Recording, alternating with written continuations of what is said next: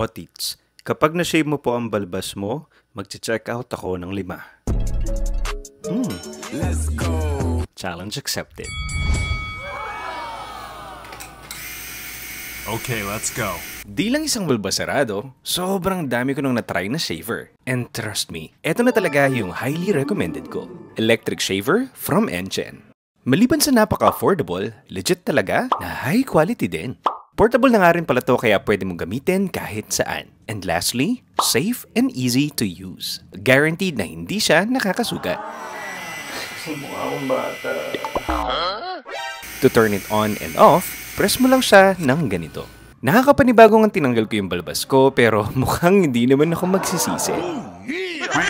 Ayan, so eto na yung ating finished product. Ayan, so eto yung ating final look. Kita nyo naman, malinis naman yung pagkakashave natin simula sa bigote hanggang sa balbas. If you'll notice, meron lang ako namumula dito. Don't worry, wala siyang pain, hindi siya masakit. Medyo sensitive lang po talaga yung balat ko. At nga pala, if you wanted to purchase this electronic shaver, click mo lang dyan sa yellow basket ko. Nga pala, Gio, yung 5 i-check out mo ha. Pag di mo check out yan, masasagasaan ka ng rumargas ang tita.